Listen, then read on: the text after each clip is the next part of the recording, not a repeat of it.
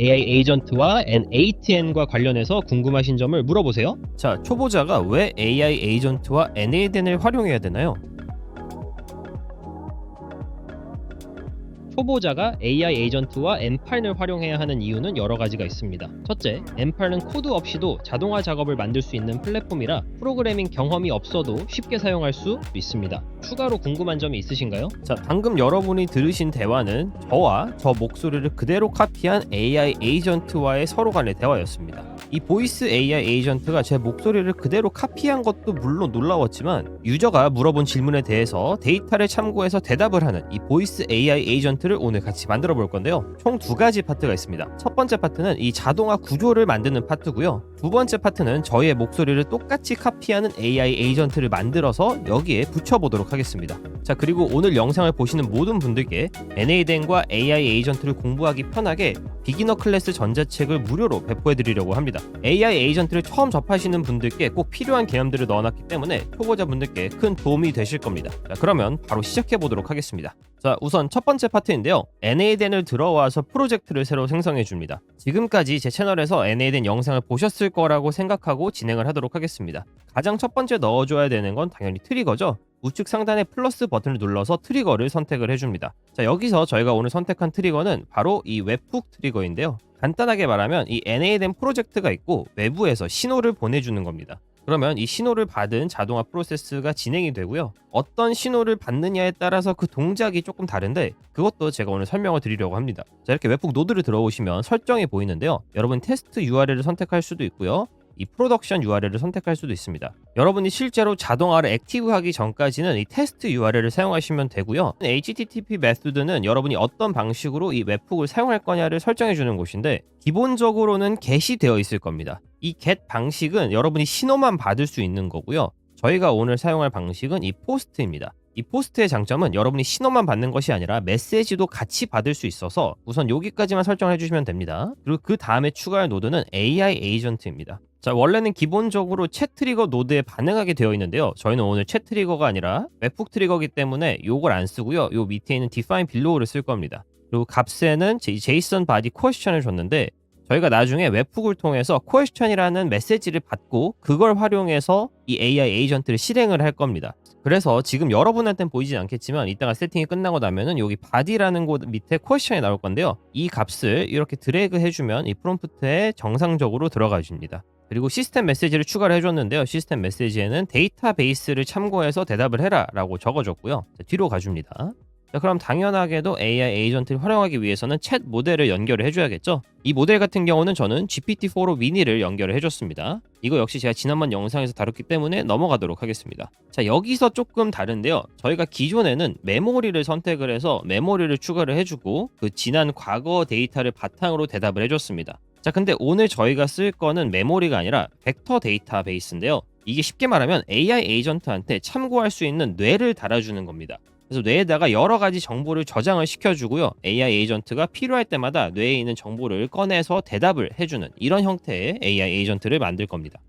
자, 이 벡터 데이터베이스를 설명하려면 조금 시간이 오래 걸리기 때문에 제가 자세하게 커뮤니티 AI 노코드 마스터 클래스에서 설명을 해놨고요. 이 벡터 데이터베이스에 관련된 PDF뿐만 아니라 지금 보시는 이 자동화 템플릿과 훨씬 더 자세한 설명을 커뮤니티에서 제공해드리고 있습니다. 관심 있으신 분들을 위해서 커뮤니티 링크를 더보기란과 고정 댓글에 달아놓도록 하겠습니다. 여러분이 AI와 노코드 그리고 자동화에 대해서 훨씬 더 심화적인 정보를 얻어가실 수 있습니다. 자, 돌아와서 그래서 이 뇌에다가 파인콘이라는 벡터 스토어를 연결을 해줄 겁니다. 정말 쉽게 말하면 여러분이 구글 드라이브나 에어테이블을 연결해주는 방식이라고 생각하시면 되고요. 저는 다른 자동화 템플릿을 통해서 제 AI 에이전트 비기너 클래스 가이드 PDF를 파인콘 벡터 데이터베이스에 넣어줬습니다. 그렇기 때문에 제 보이스 AI 에이전트가 NADN이나 AI 에이전트에 대한 질문에 대답을 할 때마다 이 파인콘 벡터 스토어에서 그와 관련된 정보를 찾고요. 여기 나와 있는 PDF에 대한 내용을 바탕으로 대답을 해주게 되는 겁니다. 자, 그렇게 데이터 체크가 끝났으면 대답을 생성을 하고요. 이 만들어진 대답을 이제 웹훅을 통해서 다시 반환합니다. 그래서 마지막에는 꼭 이 리스폰트 웹훅을 달아주셔야 되고요. 저 같은 경우는 이제 first incoming 아이템이라고 해가지고 AI 에이전트가 반환하는 대답을 바로 대답하라 이렇게 정해줬습니다. 이 외에도 여러 가지 옵션이 있는데 현재는 이 옵션으로도 충분합니다. 자, 그러면 저희 보이스 AI 에이전트의 백엔드 기능은 어느 정도 완성이 됐고요.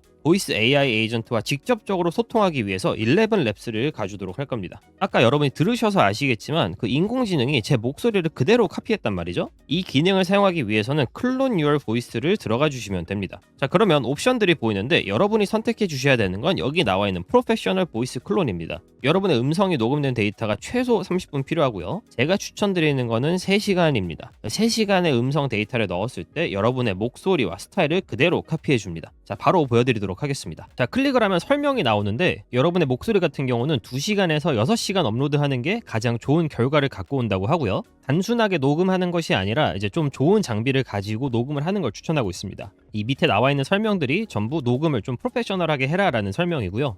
이제 목소리를 복제할 때 필요한 시간 자체에 대해서 자세한 설명이 나오는데 최소 30분짜리 오디오 파일이 필요하다고 합니다. 그리고 가장 최적의 결과는 3시간짜리 오디오 파일을 추가했을 때 나온다고 하고요. 그리고 이 복제가 다 끝난 이후에는 여러분의 목소리가 정말 맞는지 확인하는 절차가 있고 그거를 통과하면 목소리가 복제가 됩니다. 이 밑에서 나는 동의한다 체크를 해주시고요. 스타트 버튼을 눌러서 복제를 시작해 보도록 하겠습니다. 자, 가장 상단의 네임에는 여러분이 이 보이스를 뭐라고 부를지를 적어주시면 되는데 저 같은 경우는 성공지식백과라고 이름을 지어줬습니다.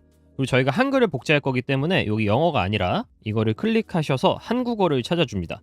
밑으로 가면은 코리안이라고 있거든요. 요거 클릭해 주시고 그리고 이제 여러분의 보이스를 여기 업로드 해주시면 됩니다. 이제 오디오 파일을 업로드 해달라고 하니까 mp3 파일이 있으면은 그걸 업로드 해주시면 되겠죠. 지금 여기에 샘플이 100개 중에 하나라고 하는데 샘플 수 자체는 상관이 없고요. 이 샘플을 다 모았을 때 몇 시간까지 가느냐 그게 제일 중요합니다. 11랩스는 총 3시간 정도가 가장 적당하다라고 하고요. 그래서 저도 3시간으로 맞춰줬습니다. 그리고 스크롤을 내리시면 디스크립션이 있고 레이블이 있습니다. 이제 이 레이블 같은 경우는 여러분의 보이스에 대해서 옵션들을 조금 설정해 주는 겁니다. 그래서 여러분의 나이라던가 성별 혹은 톤, 스타일 이런 거를 설정해 주시면 되고요. 여러분의 보이스에 알맞는 설명을 넣어주시면 됩니다. 자, 이 모든 게 완료가 됐다면 하단에 있는 Create Professional Voice 버튼을 눌러서 여러분의 보이스를 복제하시면 됩니다. 여러분의 목소리와 여러분이 업로드한 목소리가 매칭이 되는지 확인할 겁니다. 자, 보이스를 다 만들었으면 이제 보이스 AI 에이전트를 만들 건데요. 여기 Conversational AI를 클릭합니다. 그러면 왼쪽에 에이전트가 있거든요. 요거를 클릭을 해주시고요. 여기 새로운 AI 에이전트 만들기 버튼을 클릭을 해줍니다. 자, 그러면 이런 창이 나올 텐데 여러분의 에이전트 랭귀지 같은 경우는 언어니까 저는 한국어, 코리안을 선택을 해줬고요.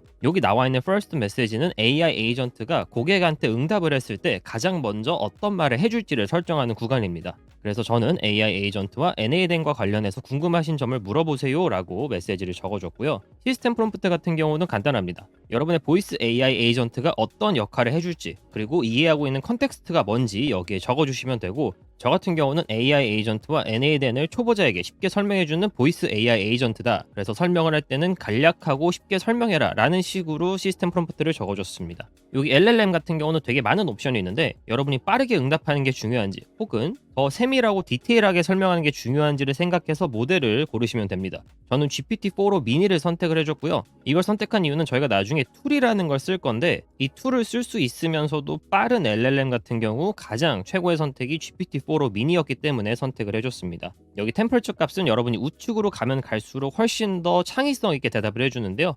저는 0.70 정도로 맞춰줬습니다. 자, 그리고 밑에 제일 중요한 부분이 이 툴입니다. 저는 지금 만들어 놓은 툴인데요. 여기 Add 툴 버튼을 누르시면 여러분만의 툴을 선택할 수가 있습니다. 커스텀 툴을 선택을 해주시고요. 기본적으로 웹훅으로 설정이 되어 있습니다. 저는 데이터베이스라고 설명을 해줬고요. 이 디스크립션에는 여러분이 이 보이스 AI 에이전트가 이 툴이 뭔지 정확히 이해할 수 있게 적어주시면 됩니다. 되게 심플하게 적어주시면 되는데 저는 그래서 이 툴을 사용해서 질문에 대답하세요 라고 적어줬고요. 이 밑에 주소를 적는 옵션이 있습니다. 저희가 아까 만들었던 NADN 워크플로우에서 웹훅 누르시면은 이 테스트 URL 주소 나왔던 거 기억하시죠? 이 주소를 복사를 해줍니다. 돌아와서 여기 보이는 URL에다가 해당 주소를 붙여넣기 해주도록 합니다. 메소드, 즉 방식은 포스트로 해주시면 되고요. 이렇게 쭉 내려가면은 body parameters라는 게 있습니다. 요거 같은 경우는 여러분이 어떤 메시지를 이 웹훅에 전달할지를 설정할 수가 있는데 Enable 버튼을 눌러주시고요. 이 메시지에 대한 설명을 적어주시면 됩니다. 저는 유저가 물어보는 AI 에이전트 혹은 NADN에 관련한 질문이라고 해줬고요. 이 메시지를 정의하기 위해서 이 Add Property를 눌러줍니다. 아이덴티파이어에는 question이라고 적어줬고요. 여러분이 한글로 적으시면 에러가 납니다. 그래서 반드시 영어로 적어주셔야 되고 이 디스크립션에도 간단하게 설명을 적어주도록 하겠습니다. 그래서 저는 유저가 물어본 AI 에이전트 혹은 NA된과 관련된 질문이다 라고 정의를 내려줬습니다.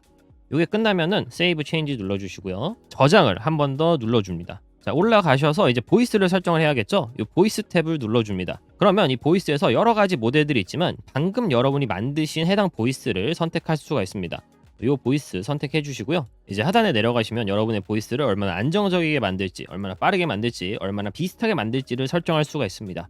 취향에 맞게 설정해 주시면 됩니다. 자, 이게 다 완료가 됐으면 테스트 AI 에이전트 버튼을 눌러서 작동을 하는지 같이 보도록 하겠습니다. 여기 중앙에 콜 AI 에이전트를 눌러주도록 할게요. AI 에이전트와 N810과 관련해서 궁금하신 점을 물어보세요. 제 목소리랑 똑같은 AI 에이전트가 대답을 해주는 모습을 볼 수가 있죠. 자, 그러면 영상 처음에 보여드렸던 것처럼 이제 이 웹훅이 제대로 작동을 하는지 보여드리도록 하겠습니다.